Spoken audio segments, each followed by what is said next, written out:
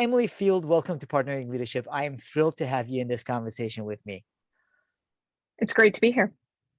Emily, can't wait to talk about power to the middle, why managers hold the key to the future of work. But before we get a chance to talk about that, would love to know whereabouts you grew up and how your upbringing impacted the kind of person you've become, Emily.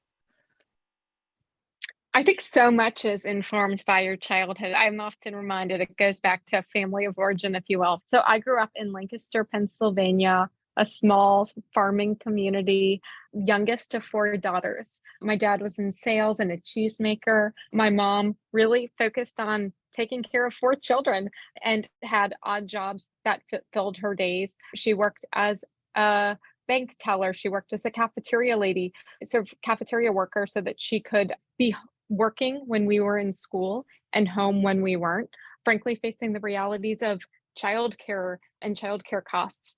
And so I say all of that to say, I think growing up, I learned the value of hard work. I learned the value of sacrifice, always doing what's right. And then also, one of the things that was really influential that I only learned decades later was also the impact of watching family members lose their jobs and be laid off. And if we fast forward to, no one wants to go back to March 2020, but if we go back there for a moment, you'll recall entire industries were shutting down overnight. People were losing their jobs, and you couldn't just walk down the street to a new restaurant job, right? Every restaurant was closed, for example. Same with airlines, hospitality, etc. And it actually surprised me how much it impacted me. I felt just awful. I felt paralyzed and actually felt the trauma of remembering what it was like from both of my parents at different times to come home and say that they'd been laid off, that their job had been eliminated. And I was vividly imagining parents in tens of millions in the United States alone having to go home and say that they'd been laid off, that their job was lost. They didn't know how they were going to make ends meet. And so as a result, I actually founded a talent exchange that helped people that were losing their jobs be hired by companies that were hiring en masse. All truly stem. It was a tremendous partnership, let's be clear. A lot of different people involved, both from my organization, McKinsey, and also from tech partners and organizations who banded together at this tremendous moment of need. But it truly started with me being like an 8-year-old little girl and being upstairs and hearing my parents come home and say, I lost my job. And so I think what's really important too is to say, what do you do with that information? How do you build something better? And how do you help people?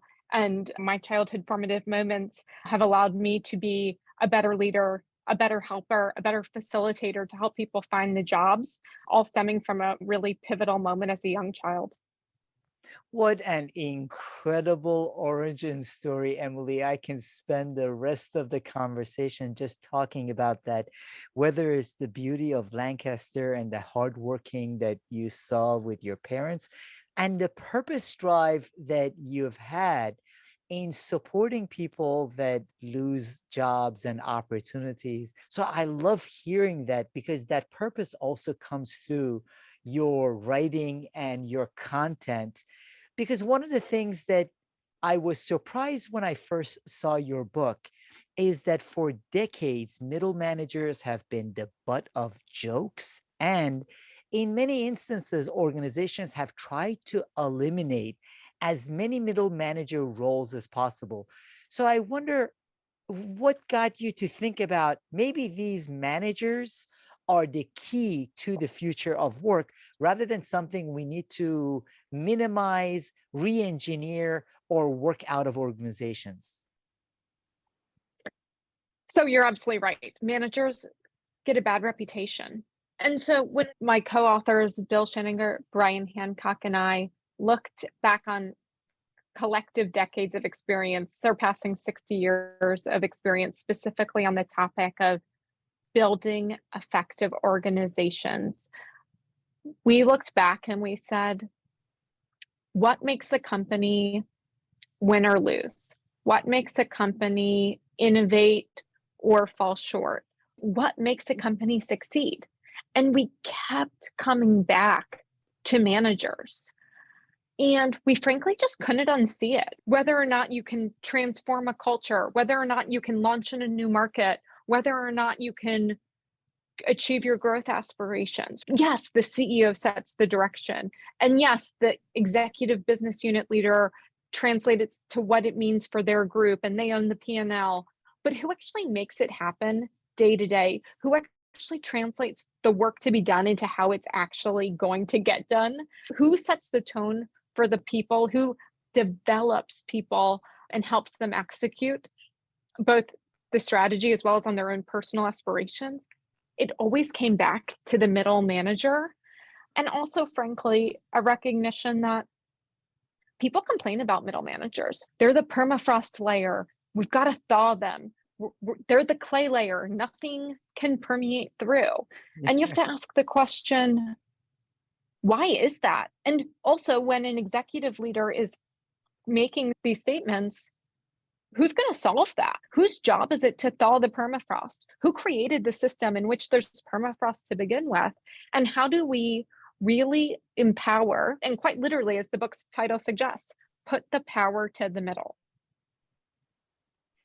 Why is that though? Whether in my interactions with CEOs or in employee surveys, everyone points at someone else, but a lot of people point at the middle manager layer as being responsible for ineffective execution or people who get in the way of change initiatives in organizations or need to manage more effectively. Why is everything pointed there? And if there is a recognition that's where the need is, why isn't there more focused on those middle managers? I think it's really easy to point to other people to say that's the problem. So I also think this starts with having a recognition of how do we, from where we stand, regardless of our level, take ownership. So the CEO needs to set the vision for the firm and also for the people. What do we expect of them in partnership with the rest of the leadership team? I think the reason why the middle manager, though, keeps being the brunt of the joke or getting the short end of the stick is because we have not set up the role to succeed. Think about it. If we just even maybe take a walk down like history lane, what we know is, hey, in the 50s to the 80s, the middle manager, it's like you've arrived if you made it to be middle manager. You were critically important to disseminating information, to bubbling information back up, to making decisions. You were critical. But then enter the dot-com era and internet. Suddenly, you no longer needed to be the communicator, disseminator of information. You just press a button and anyone can radiate a massive message to everyone. And so I think what happened too, at the same time as technology changes were happening, is middle managers, frankly, were saying, what's my purpose? How do I justify my existence? And so then they got this terrible reputation of bureaucrats, paper pushers, work makers. But what we actually didn't do is we didn't say, what is the role of a middle manager in this new normal? How do we empower them? How do we hold them accountable? And how do we build their capabilities? We set them up to fail. And oftentimes now in organizations, you've got managers reporting to managers, and the list goes on in terms of this layering effect. And we haven't actually said, hey, does our organization design deliver on our strategy? Have we empowered the role of the manager? Have we freed them up to focus on the tasks that matter most? We can go more into this, Mahan, but when we actually look at how managers are spending their time, it's no wonder that people question their value because their time allocation isn't in line with where we'd expect it to be to have that unique purpose that they uniquely are suited for around strategy execution and people development. In my experience, Emily, a lot of what I see is the middle managers' roles are kept with the organizations of the past while the organization has shifted. So in many instances, the middle manager position needs to be rethought. So with the organizations that you work with and in researching this book, how can companies rethink the role of the middle manager for the organization of today and the future rather than the middle manager that served those purposes in the past that no longer are needed? I would say, given coming out of the pandemic, the fact that over 70% of people have rethought their relationship with work, given that we have a well-being crisis in terms of mental health and burnout. The role of the manager, I love your point, the role of the middle manager has not evolved to keep pace with the incredible internal and external forces at play. And so no wonder we're disappointed in the outcomes. No wonder we're questioning the value, because the role's not set up to succeed. And also, importantly, managers are frustrated. They have been neglected. And there's key shifts that need to happen. One of the big shifts we talk about in the book is this concept of how do we make the manager role a destination, not a way station. What I mean by that is people often tell me like, "Oh, I got out of middle management. I'm no longer a middle manager." It's almost viewed as a bad word. Sometimes I start asking some questions. I say, okay, so you're not a middle manager. You work at an enormous corporation. I also know you're not the CEO. You're not a business unit leader. Wait, what do you mean you're not a middle manager? And eventually it always comes down to, hey, you've got managers above you, you've got managers below you. My friend, you're a middle manager and that's okay. And so this idea that it's not a bad place to be. And importantly, too, the only path to move up, the only path to advance, increase responsibility, and grow rewards should not be being a people manager. Not everyone is suited to be a people manager. And so we also have to think about what are different tracks that people can pursue, because the idea of putting your best seller or your best technologist into a people leader role, you lose your best seller or your best technologist. You've got someone who's not maybe developed or maybe doesn't even want to be a people leader in this role, and it has ripple effects across the organization. And so that's a key shift. Like, we actually just have to fundamentally change the perception of what it means to be a middle manager, and it should not be a bad word. Yeah, and as you mentioned, a lot of times people want to run away from it because the association with the word has become negative. Now, you talk about whether it's the war for talent or connecting employees to organizational purpose, middle managers play a critical role. What is the role middle managers playing in those issues? So bucket it into a couple of categories and we can really dig into them one on one. They are sort of the lifeblood of making things happen. They actually reimagine jobs. They understand what's the work to be done and how does it translate to the people who are going to do the work. And so there's a huge piece around driving the work. And then there's a second piece, which I think is often neglected, and let's talk about why, which is around the people leadership side of things. Being a continuous coach, being someone who inspires the organization. That's something that is too often that is missed. And this idea that people leadership is an absolutely indispensable required part of being a middle manager. When I talk to middle managers, they often tell me, I get that. I'm not trying to be a bad people leader, but I'm not rewarded for that. I'm actually only rewarded for my results. And what that translates to is middle managers spend their time focused on individual contributor work, the work that they are closest to, the work that their leader holds them accountable to, at the expense oftentimes of thinking about the bigger picture, what's around the corner, and then importantly, how am I building the right opportunities and developing my people? That plays a really important role, Emily. Part of what I'm seeing is many of the organizations have been struggling with hybrid work, and some of the CEOs complain about the lower productivity that they see in their organizations. And I don't necessarily think it's the hybrid work as much as what you mentioned, the role of these managers who engage and lead their team members rather than just being focused on producing themselves. So that's the missing piece, even with the hybrid work. And if we dig into hybrid a click deeper, so often what has happened is middle managers who have been fighting fires for years now, are burnt out themselves. Let's be clear, of all levels, managers are the most burnt out, to the tune of 43% of managers reporting burnout. So managers are exhausted. Their teams are saying, in many cases, I don't want to come in to the office. And the managers are quite literally stuck in the middle of an executive saying, I want people in the office, I want to be able to see people, and their team saying, I don't know about that. I moved far away, or I'm more productive at home, or insert reason. And many managers actually saying, hey, I actually frankly don't want to come in either. I'm exhausted. I've replaced my commute time with work time. And of course, we're generalizing here, but the important piece of this is managers are the perfect leader to actually say, what is the best use of in office time?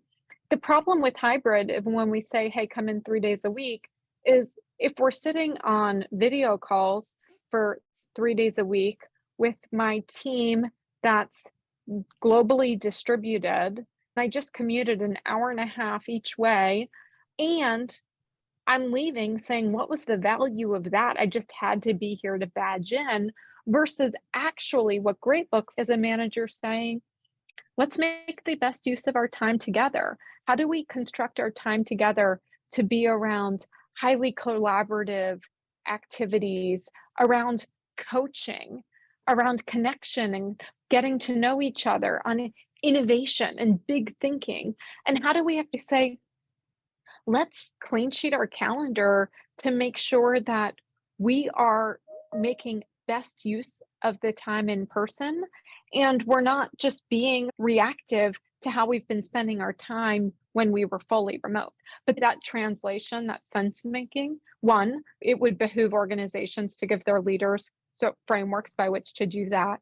And two, when managers are burnt out themselves and they're reacting to the firefighting of how do I figure out childcare and how do I figure out running all my responsibilities, frankly, saying, how do I make best use of time? It's not always prioritized, but the value of saying what's in office, what's out of office, what's our heads down time where we work remotely, et cetera. There's so much value there to then being able to get the most out of the time together. The organizations that I've seen do it best do exactly what you mentioned, Emily, where they empower the managers to be flexible, looking at how it works best with their team as opposed to mandates throughout the organization. Now, part of what you also mentioned in the book is that it's the lack of autonomy and bureaucracy that a lot of times hinders middle managers. What have you seen organizations do, and how can they remove those roadblocks? Because no one intentionally sets up bureaucracy or takes away autonomy. However, many organizations have bureaucracy and the managers lack autonomy. So, what have you seen as steps that organizations can take to reduce bureaucracy and increase the autonomy for managers effectively? Yeah. So this is so important. You're spot on. And I might tell you a quick story before I directly answer the question as well. Organizations don't, executives in particular, don't intend to hoard power. So there's a story in the book about a CEO of a fast growing food processing company. And just as a disclaimer, these stories to preserve client confidentiality are composites, but these are true examples of what we've seen across organizations. And so we'll call this CEO Fred. And he was the CEO, large global organization, and he found himself absolutely inundated by questions large and small. Approve a flight, approve a new head count, approving a credit card to an employee whose credit card was compromised. And Fred could not actually get the strategic work done. He needed to be focused on his growth strategy in an emerging market, but he just kept getting bogged down by a myriad of requests.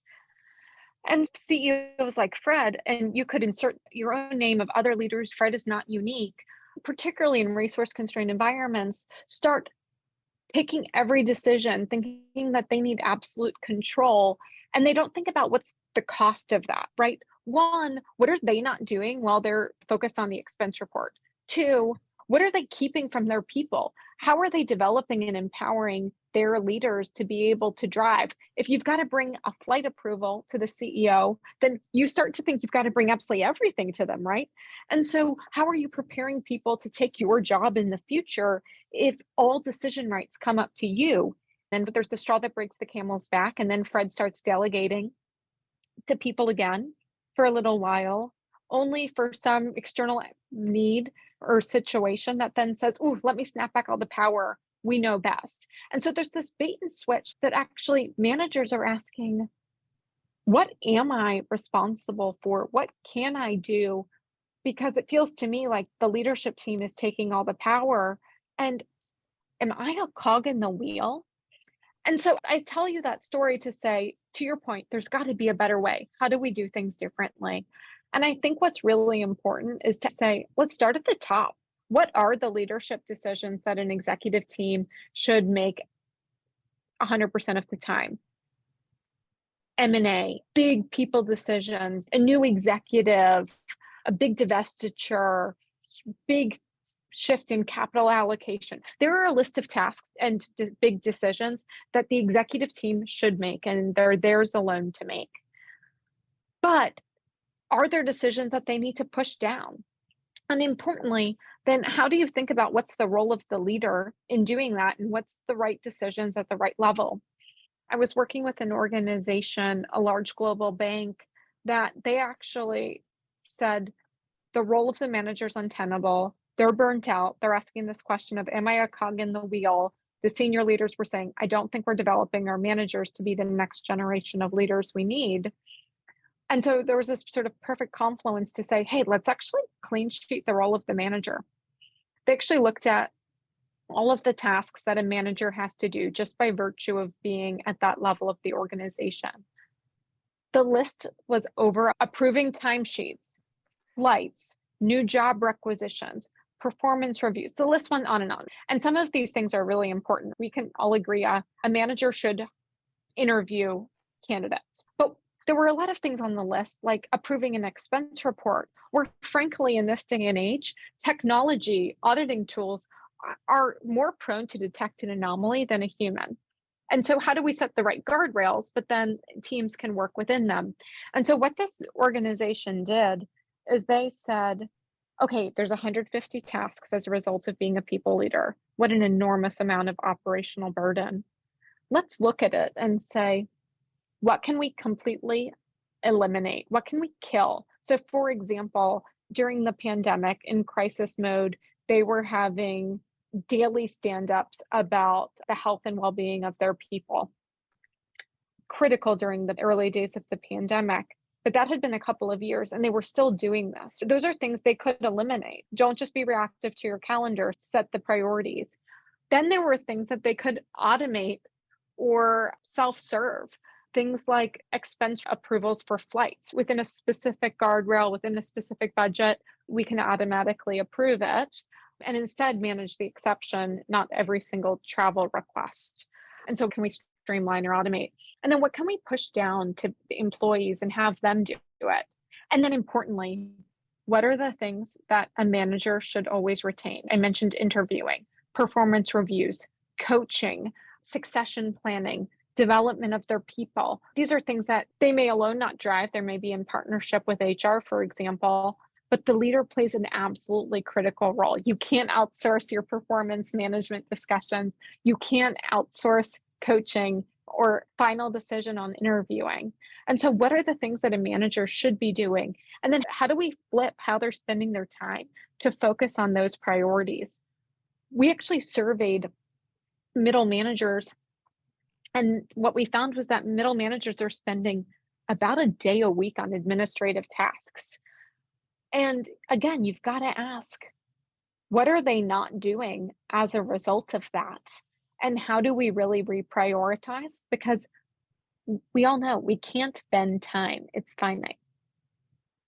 I love that, Emily. It's what I consistently see in organizations. Part of what you are mentioning is that a lot of those people interactions, whether it's the coaching, the selection, the development of the people that are critical for the managers to engage in are the types of things that I see put off. There are times when I see managers that aren't even meeting with their people once a month, let alone on a weekly basis, because they are overwhelmed with all these other tasks. The 150 tasks that you talk about is probably the case in many organizations that the listeners are in, where the managers are overwhelmed with all of these things, not having the time and the energy to pay attention to the most important parts. So that's really critical for all organizations to think about. Part of the challenge I've seen is in interacting with CEOs and senior leaders of organizations, they sometimes complain that their managers aren't meeting with their people, aren't doing consistent performance coaching and feedback, but they are also not aware of all of these things that have built up that the managers have to do over a period of time. I also love the example you gave of the stand-up meetings where things creep onto people's schedules and then they don't get off of it. So managers have a lot of those that take their time rather than focusing on the most important things, people being a big part of that. Absolutely. And really getting clear on what is the role? How do we empower the role? And then also you triggered something for me, Mahan, on have we also trained our managers on how to coach and develop? Many people became leaders during the pandemic. Maybe they actually haven't been a leader on site, or maybe they've stepped into a new role, or also many organizations just historically haven't invested in developing great managers. There's almost this idea that you can become a great manager via osmosis. Like you have a leader, you learned how to do it. And sure, apprenticeship on the job is critically important, but it's not sufficient. Management, being a people leader, it's a discipline. And how do you get really clear on what great people leadership, what a great manager looks like at your organization? And then how do you build the capabilities? How do you also upstream hire and promote based on those capabilities? Are you putting people into the role that have a chance of success? And then how do you hold them accountable for delivering, not just on performance outcomes, but also on people outcomes? Because what we know is that organizations that prioritize both performance and people, that's how they win. They drive results sustainably, not just the next quarter, but year over year consistently, because it's like the yin and yang. You need to focus on performance and people. So, what do you see as best practices in terms of how to evaluate and incentivize so it aligns with what you consider to be the manager's most valuable work?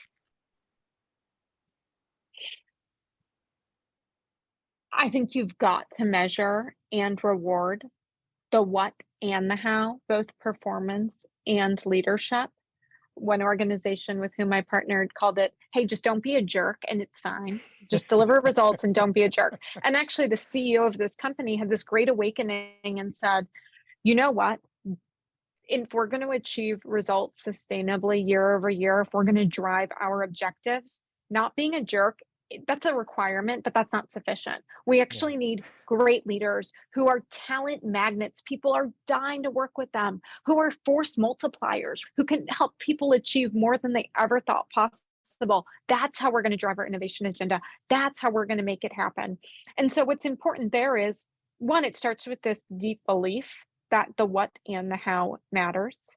And also, frankly, and this CEO was emphatic, look, I'm not prioritizing the what at the sake of the how. It's got to be both. And many organizations are moving to a model where it's actually 50-50. And then you've got to assess it. You've got to get clear on what is your leadership model? What are the attributes? What are the skills and capabilities that you demand of leaders?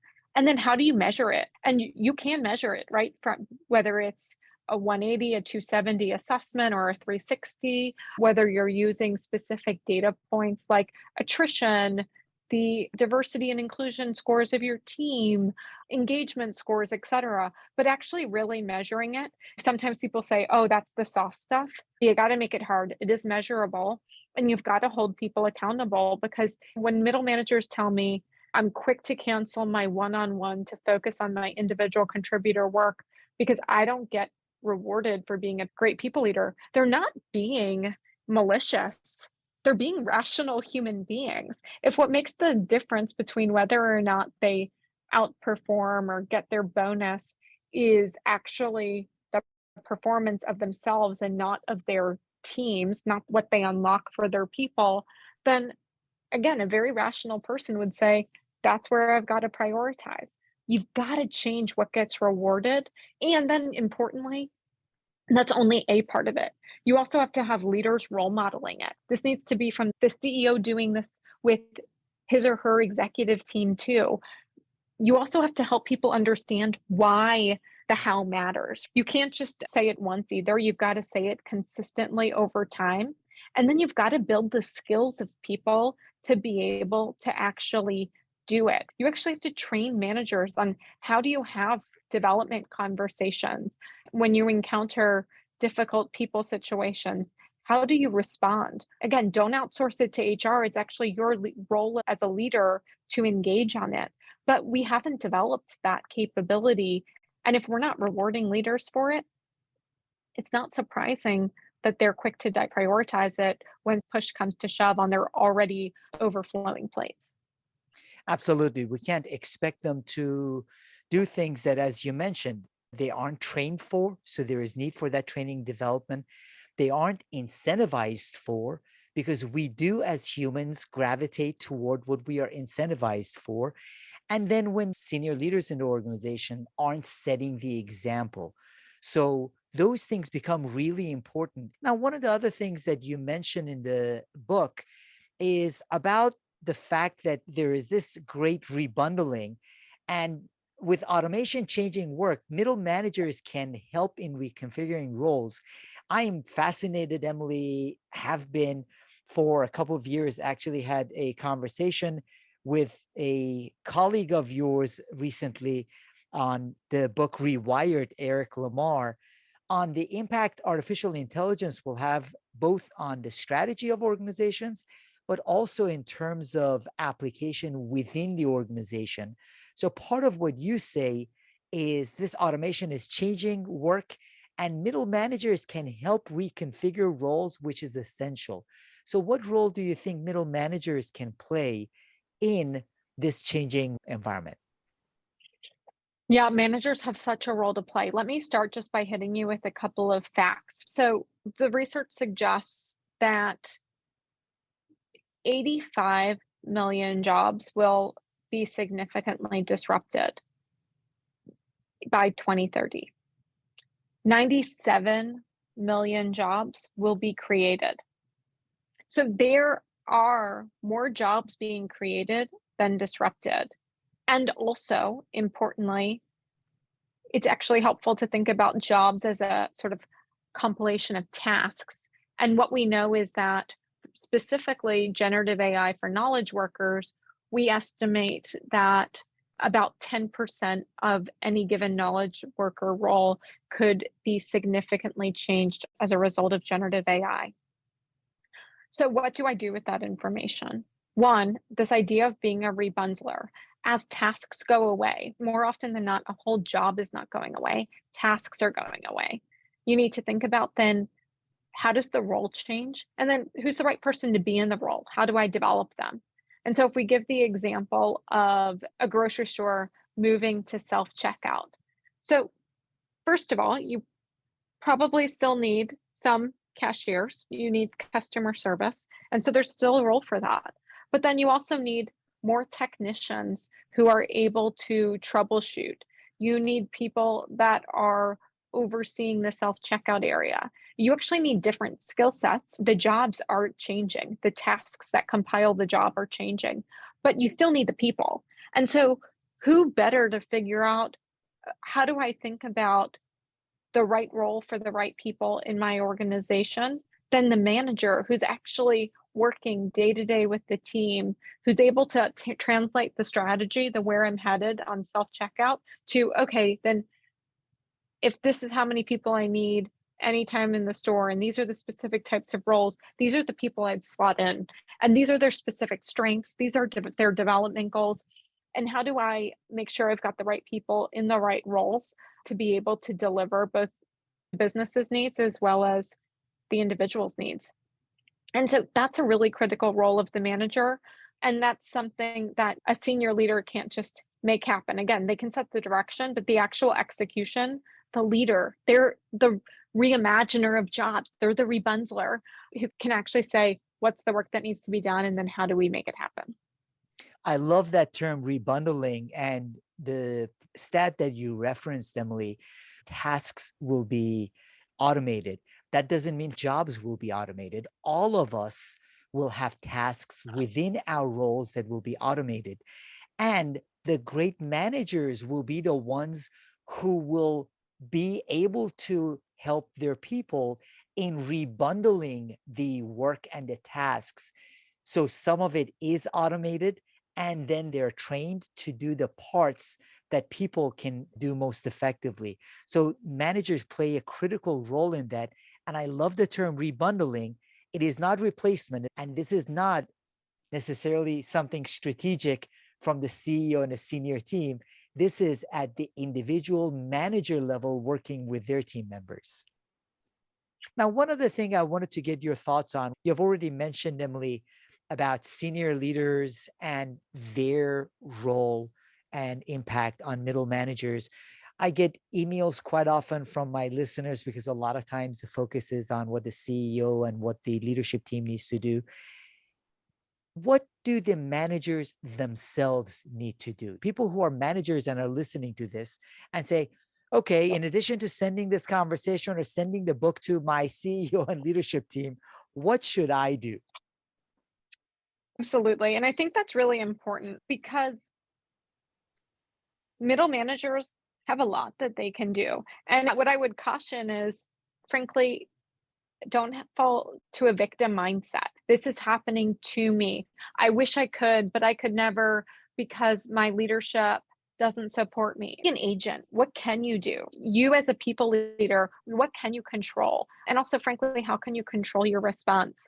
And so I think what's really important is saying, okay, as a senior leader or as a manager, you can be really clear in what your team does when you come together. That we talked about hybrid.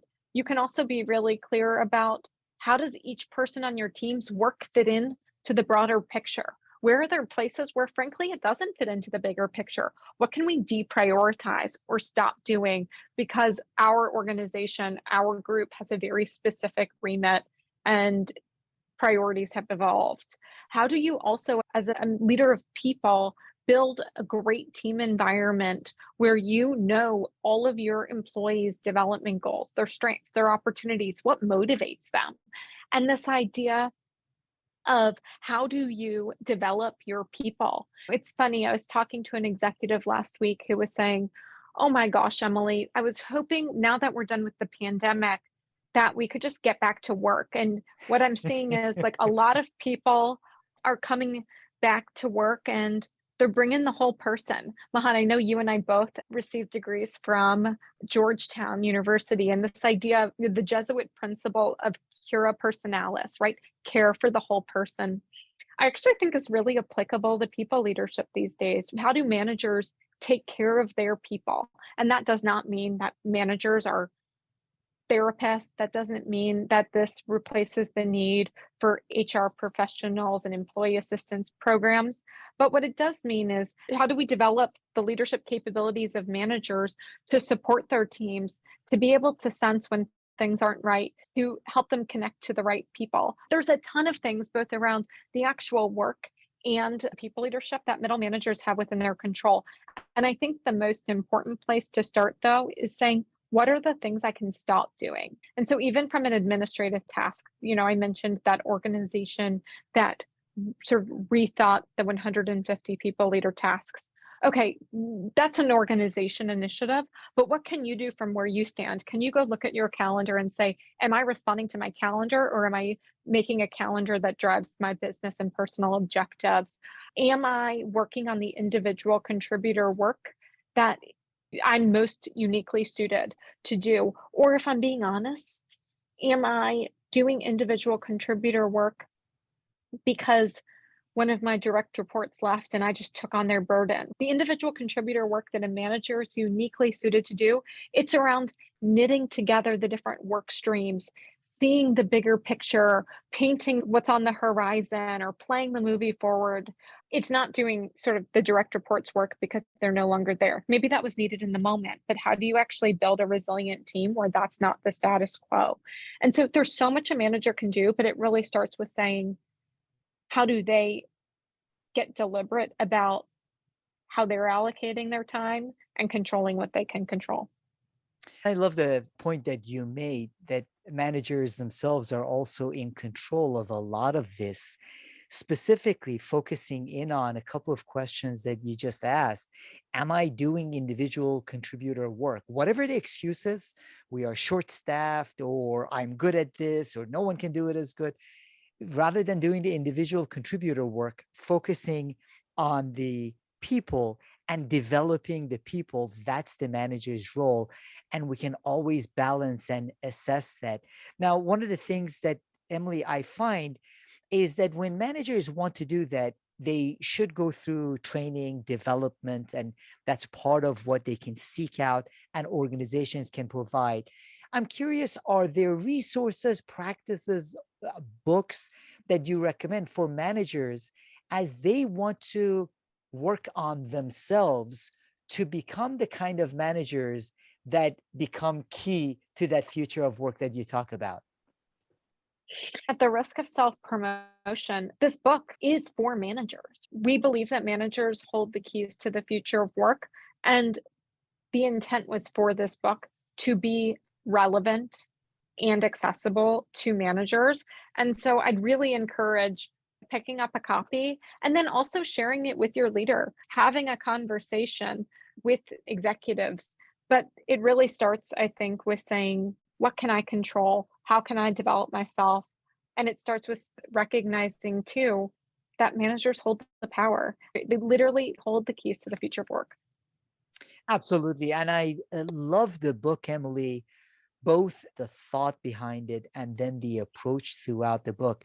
It's a great read, both for the senior leaders in organizations to recognize the important role that managers can play in the organization and the managers themselves as well. So, how can the audience find out more about the book and your work, Emily? So I am active on LinkedIn, sharing our latest research at Emily Field. And then you can get a copy of Power to the Middle: Why Managers Hold the Keys to the Future of Work wherever books are sold. And our latest insights are on McKinsey.com. You've written great articles on McKinsey, Harvard Business Review, and this is an outstanding book, Power to the Middle: Why Managers Hold the Keys to the Future of Work. I hope organizations recognize the critical role that middle managers can play. So I really appreciate the book and the content you're putting out in the role that middle managers can play. Thank you so much, Emily Field. It's been my absolute pleasure, Mahan.